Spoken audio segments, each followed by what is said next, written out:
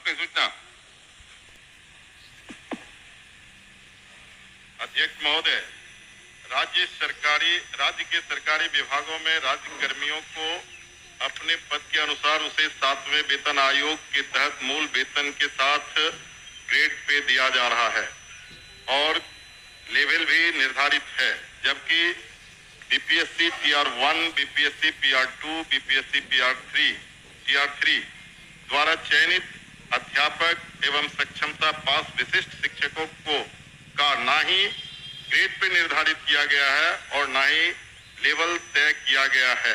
सिर्फ नियोजन के तहत वर्ग 1 से 5 के अध्यापकों को एवं विशिष्ट शिक्षकों को 25,000, वर्ग 6 से 8 के अध्यापक को 28,000, वर्ग 9 से 10 के अध्यापक एवं विशिष्ट शिक्षकों को 31,000, वर्ग 11 से 12 के अध्यापक एवं विशिष्ट शिक्षकों को 32,000 रुपया मूल वेतन दिया जा रहा है, जो 7वें वेतन आयोग से बिल्कुल अलग है, जिसके कारण भविष्य में अध्यापक एवं विशिष्ट अध्यापकों को 8वें वेतन आयोग के लाभ से वंचित रहना पड़ सकता है, जबकि उक्त शिक्षकों को भी राज्य कर्मी का दर्जा प्राप्त है।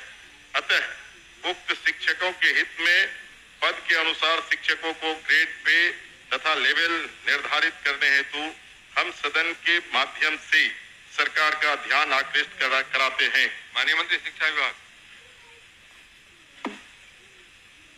अध्यक्ष महोदय, वस्तु स्थिति यह है कि पंचायती राज संस्थाओं एवं नगर निकाय संस्थाओं द्वारा नियुक्त शिक्षकों को समान कार्य के बदले समान वेतन देने से संबंधित माननीय सर्वोच्च न्यायालय में दायर SLP संख्या 20/2018 बिहार सरकार एवं अन्य बनाम बिहार माध्यमिक शिक्षक संघर्ष समिति एवं अन्य के साथ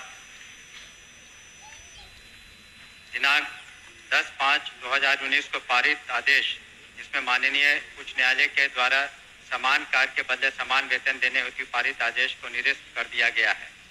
राज्य सरकार पंचायती राज संस्थाओं एवं नगर निकाय संस्थाओं द्वारा नियुक्त शिक्षकों को बेहतर वेतन एवं सेवा शर्त हेतुकृत संकल्पित रही है।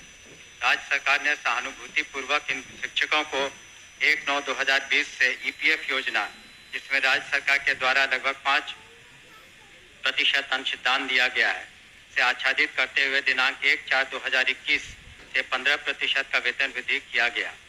पुनः राज्य सरकार द्वारा स्थानीय निकाय शिक्षकों को बेहतर सेवा शर्त एवं वेतन प्राप्त हो के परिप्रेक्ष्य में बिहार विद्यालय विशिष्ट शिक्षा नियमावली 2023 अधिसूचित किया गया।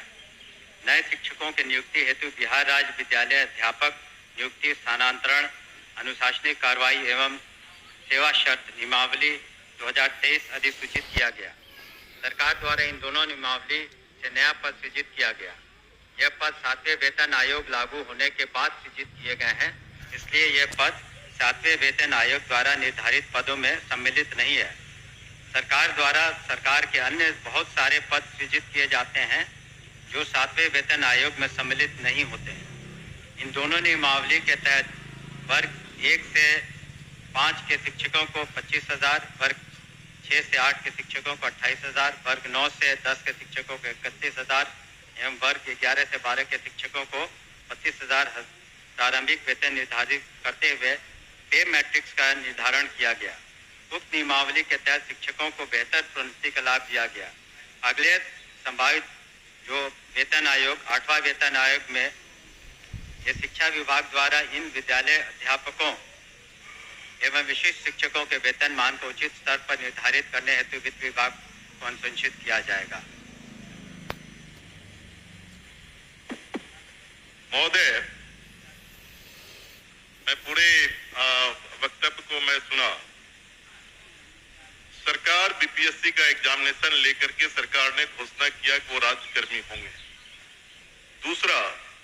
दूसरी बात की सरकार ने ही घोषणा किया कि सक्षमता परीक्षा पास जो कर जाएंगे शिक्षक वो राज्यकर्मी होंगे। तो जब राज्यकर्मी होंगे तब फिर क्या औचित्य है कि आप उसको 7वें वेतन के लाभ से अलग रखेंगे, उस श्रेणी में नहीं रखेंगे? क्यों उसको राज्यकर्मी का दर्जा देते हुए और राज्यकर्मी की घोषणा करते हुए उस लाभ से सरकार क्यों वंचित रखना चाहती है, ये मैं जानना चाहता हूं। माननीय मंत्री।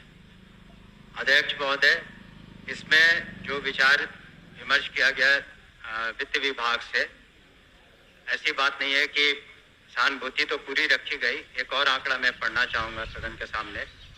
वर्ष 2003 में जो नियुक्त प्रशिक्षित शिक्षा मित्र थे, प्रारंभ में उनका नियत वेतन प्रति माह था 1500, जो वर्तमान सकल वेतन प्रति माह हो गया 31,340। वर्ष 2006 में नियुक्त पंचायत प्रखंड नगर शिक्षक थे 5000, उनका वर्तमान सकल वेतन प्रति माह हो गया 29,410। वर्ष 2010 में नियुक्त पंचायत प्रखंड नगर शिक्षक 7000 था वेतनमान, तो उनका हो गया आज के दिन में 29,410। वर्ष 2013 में नियुक्त पंचायत प्रखंड नगर शिक्षक 10,000 थे, उनका आज के दिन में 29,410 सकल वेतन प्रति माह हुआ। ये वित्त विभाग की सोच थी कि इनका 7वें वेतन आयोग से आच्छादित नहीं होंगे और इनके लिए अलग से उन्होंने एक पे मैट्रिक्स बनाई। लेकिन साथ ही हमने ये भी कहा कि भविष्य में जब 8th पे कमीशन लागू होगा तो उसमें फिटमेंट कमेटी बैठती और फिटमेंट कमेटी जिस श्रेणी में ये फिट करेंगे उसमें उनको आच्छादित करेंगे। धन्यवाद। महोदय, जो सरकार के द्वारा वक्तव्य फिर दोबारा दिया गया, ये पुरानी बात को दोहराई गई कि जब नियोजन इकाई, कई नियोजन इकाई थी, आपने तय में उस तमाम नियोजन इकाई को भंग कर दिया। अब जिला स्तर पर नियोजन इकाई आपने गठित कर दिया, जितने जिला है उतने ही नियोजन इकाई है, और आपने आपके फैसले से सरकार ने फैसला लिया कि अब तमाम जो पहली प्रक्रिया थी उसको हम समाप्त करते हैं और बीपीएससी से एग्जामिनेशन लेकर के हम शिक्षक को बहाल करेंगे और वो राज्यकर्मी होंगे।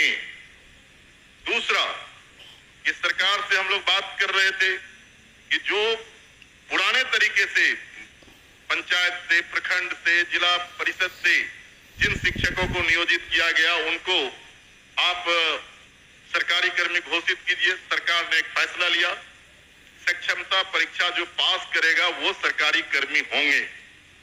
तो सवाल उठता है कि सरकारी कर्मी वो सिर्फ स्कूल में नहीं पढ़ाते हैं, उनसे आप चुनाव में बूथ पर भेजते हैं, उनसे आप जो है सो बीएलओ बनाते हैं, उनको कई तरह का सवाल करते हैं। जब वो सरकारी कर्मी आपने घोषित किया है, तब सरकारी कर्मी के बराबर उसके समकक्ष 7वां वेतन क्यों नहीं देना चाहती है, ये हम जानना चाहते हैं। तो नहीं, उनका कहना है कि वो पुराना जो बताया 4000 था, 2000 था, 3000 था। दूसरी बार खड़े होकर बोले नहीं सर। अध्यक्ष महोदय, जब ये पूरा मामला वित्त विभाग में गया, वित्त विभाग इसमें सारी निर्णय लेता है। पे मैट्रिक्स उन्होंने नया किया और कहा कि ये 7वें वेतन आयोग से आच्छादित नहीं होंगे। और दूसरी बात ये भी है, हम इस बात को स्वीकार कर रहे हैं कि भविष्य में जब 8th पे कमीशन का इन्होंने बात उठाई है, तो जब भी पे कमीशन केंद्र सरकार के द्वारा जब वो लागू होता है तो यहाँ बिहार में भी फिटमेंट कमेटी बैठती है और फिटमेंट कमेटी के अनुसार उस वक्त इसमें जिसमें करेंगे हम लोग अनुशंसा करेंगे। लेकिन अंतोगत्वा इन सभी मामलों में वित्त विभाग अपने वित्तीय प्रबंधन के तहत ही अंतिम फैसला देता है, जिसको सभी को स्वीकार करना पड़ता है। धन्यवाद। हो गया आपका। सर ठीक है, वो लोग पूछेंगे, लेकिन मेरा आखिरी सबमिशन है सर, सप्लीमेंट्री मेरा ये है कि वित्त विभाग से सारी प्रक्रिया को पूरा करते हुए तब आपने बीपीएससी का एग्जामिनेशन लिया और तब आपने राज्यकर्मी का दर्जा दिया। तो साथ में वही घूम फिर के आ रहे हैं आप। 7वें वेतन का आप लाभ उसे क्यों नहीं देना चाहते? ये सरकार एक लास्ट करते हैं सर। मैं एक ही बात तो बोल रहे, बोलिए अध्यक्ष। जाएगा कह तो रहे, हमने तो कहा ही कि जब 8th कमीशन का जो उसमें फाइंडिंग्स आएंगी, तब बिहार में जब फिटमेंट कमेटी होगी तो अलग अलग विभाग का उसमें टेकअप किया जाता है, तो उस वक्त विचार किया जाएगा निश्चित रूप से। धन्यवाद। ओके अध्यक्ष महोदय, वर्ष 2023 में नियोजित शिक्षकों को महागठबंधन की सरकार में राज्यकर्मी का दर्जा दिया गया था महोदय। और ध्यान जो शिक्षकों के हित में उनके पद के अनुसार ग्रेड पे और उनका लेवल जो तय करना है वो सरकार कब तक देने का विचार रखती है? यदि देने का विचार रखती है तो कब तक, नहीं तो क्यों? एक ही बात हो रही है। आपके माध्यम से मैं शॉर्ट में 2 पूरक पूछना चाहता हूं। क्या सरकार को ग्रेड पे निर्धारण करने में आर्थिक बोझ आ रही है? और यदि ये आर्थिक बोझ आ रही है तो सरकार बतावे कि कितने की आर्थिक बोझ आ रही है, तब जो है वो इनको करने में क्या कठिनाई आ रही है आर्थिक बोझ आने में? ये मेरा सवाल है। बैठिए, और कोई पूछने वाले नहीं ना है? चलिए आप बताइए। महोदय, ये तो जब ऐसे मामले वित्त विभाग में जाते हैं तो नीति निर्धारण और सारी समीक्षा वित्त विभाग करती है, तो वित्त विभाग का निर्णय सभी को मान्य होता है और इस पर क्या आंतरिक जो वित्तीय बोझ रहेगा सभी चीजों का कैलकुलेशन उन्होंने किया होगा, तभी इस तरह का उन्होंने इस निर्णय पर पहुंचे जिसके बारे में हमने सदन को अवगत किया। अध्यक्ष सूचना को पढ़े। अध्यक्ष बैठी हो गया नहीं? अरे एक 3 बार जवाब दिया, 3 बार वही सवाल खड़ा किया जो आप बड़ी अभी कैसे की शिक्षा उन्हें दी जा सके। और महोदय, यही कारण है कि हमारे बजट का एक बहुत बड़ा हिस्सा 18% से ज़्यादा, करीब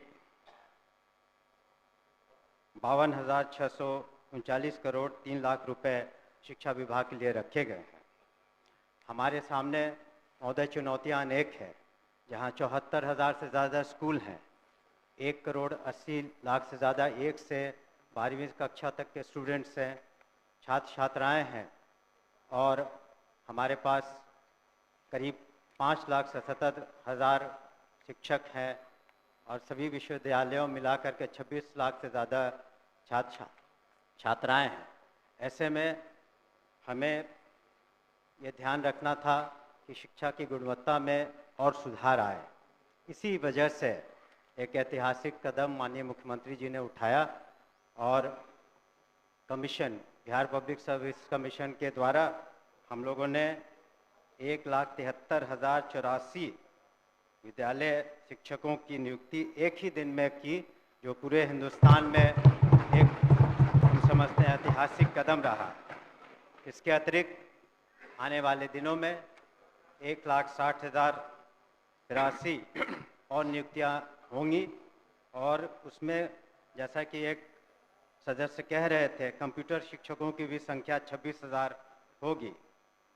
इसके अतिरिक्त स्थानीय निकायों से जो शिक्षक थे उन्हें राज्यकर्मी का दर्जा देने के उद्देश्य से हम लोगों ने सक्षमता परीक्षा रखी, और प्रथम सक्षमता परीक्षा में 1,87,000 स्थानीय निकाय द्वारा ये लोग उत्तीर्ण हुए।